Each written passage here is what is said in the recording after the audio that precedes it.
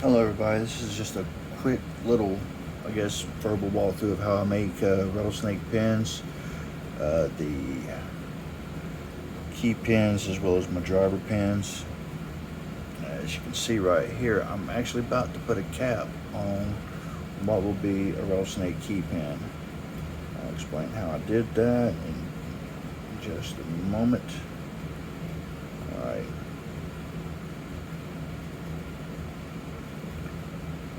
That right there is ready to have a little bit of flux and some silver solder put on it. Okay, what my key pins, for instance, right here is going to be one in the near future.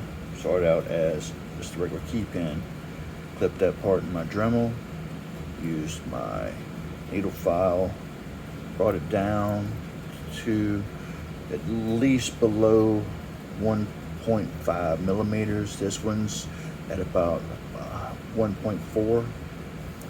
And what I do with that is I'll grab these, grab a available pair of hemostats or forceps, whatever you want to call these things. And what I do is I clip here, little mini taps, but I'll take, line up what hole. This one is probably going to be 15, and make sure, yeah. And I just start making my threads. Keep going till this piece here is actually sticking up past the plate. And at that point, I start adding on my wafers like I've done here, and even use different means of making rattlesnake pins, such as a nail. This one is like,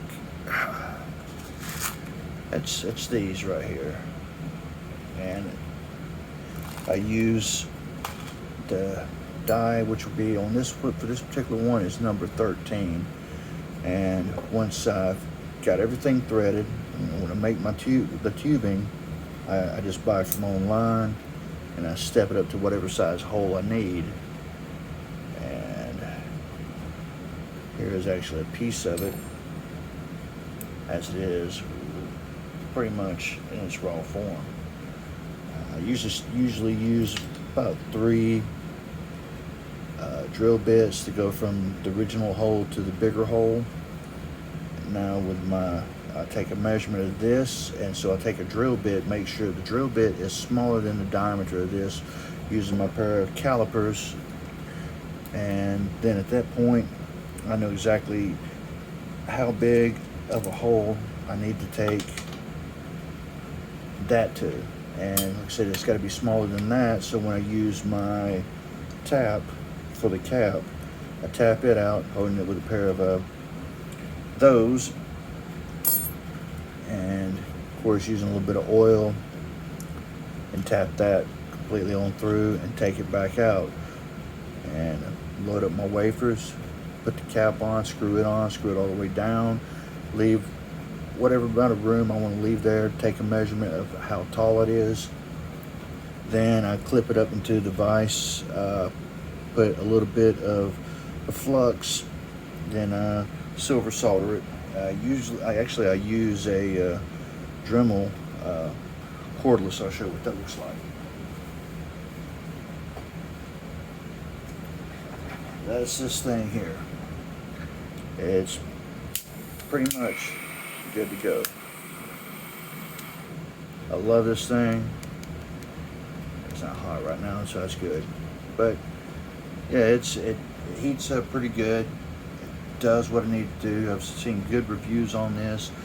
I'll add links to the down in the description of what I use. Even the tubing, the Dremel, the mini tap and die.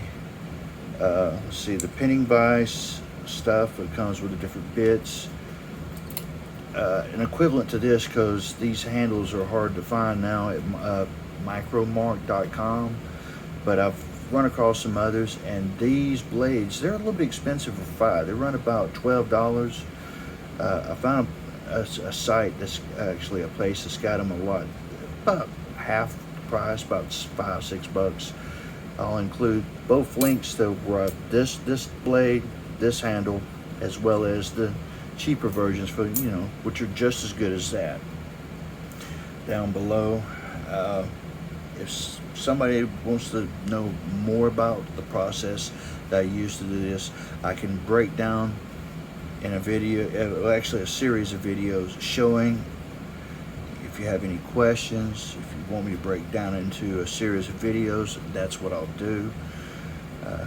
That's pretty much about everything I got for you. Everybody stay well, stay safe, stay sane, stay legal, and have a good day.